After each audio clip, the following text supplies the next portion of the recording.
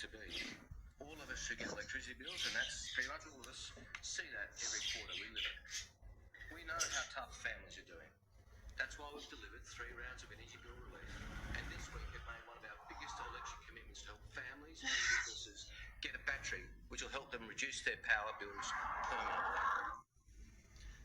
The key way to help families with their energy bills is to keep going with our efforts to get more, cheaper, reliable energy connected to the grid now, today, not next decade. Not to stop that effort, to put a stop sign on all the private investment that's flowing into the Australian energy system while we wait for the most expensive form of energy to be ready, perhaps, if we're lucky, in 12 years' time. That's what's at stake at this election. Shit! That's what's at stake, everybody.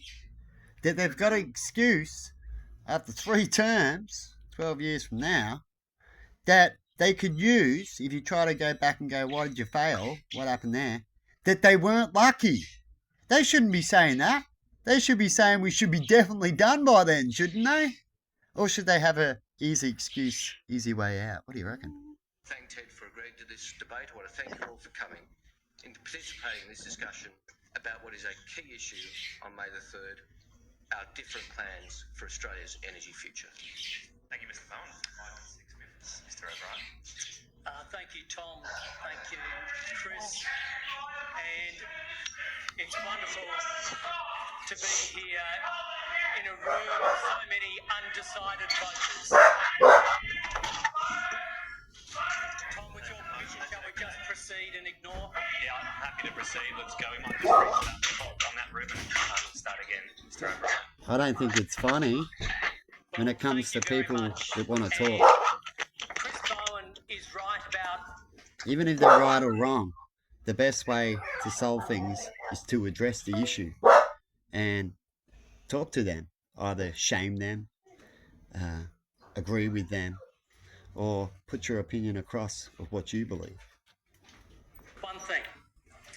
But ignoring them is what you should never do. Definitely if someone's taken the time to get to such a place to be even able to yell out such a question or want such an answer. Indeed, Australia does face a fork in the road moment when it comes to its energy future.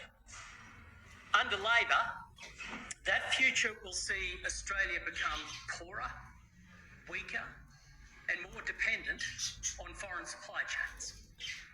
Under the Coalition, Australia will become richer, stronger, and fiercely independent. Energy is life. Energy is the...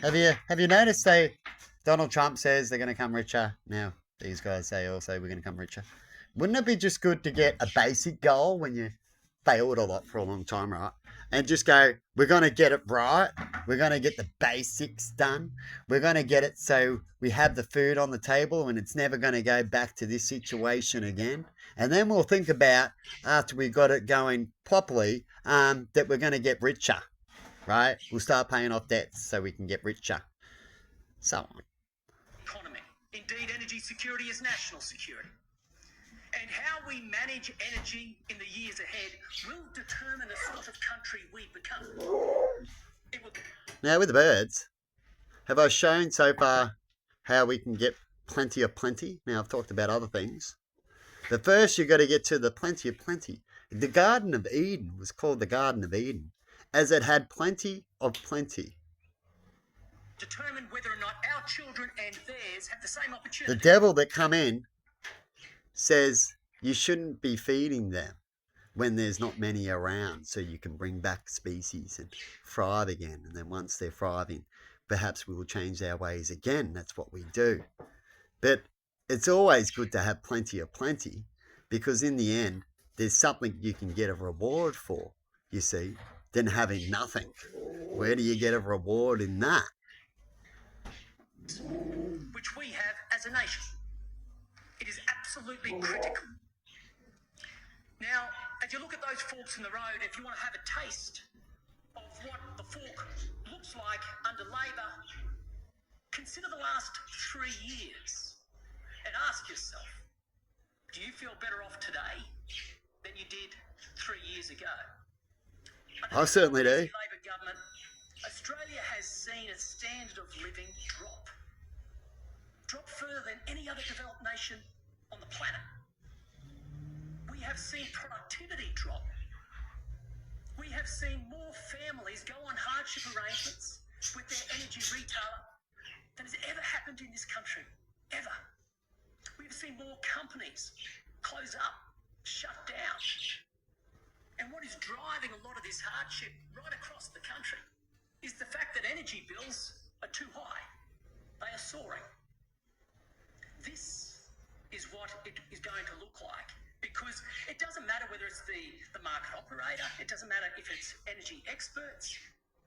There is no credible commentator in this country suggesting that prices will come down under the Albanese Labor government. Now, up until just recently, Alright, I'm going to leave it there. I've got things to Chris do. Bowen, Anthony Albanese, and the Might rest even of give the you a Labor little- Party, Perhaps, what am I doing on the next bit? I'm bored. Shouldn't make too much when you want to move, but hey, our piece is more important. I might even just take that. And I've been fiddling around with some poles out here. I'm going to see what I'm going to come up with concrete and poles, and then I'll go from there.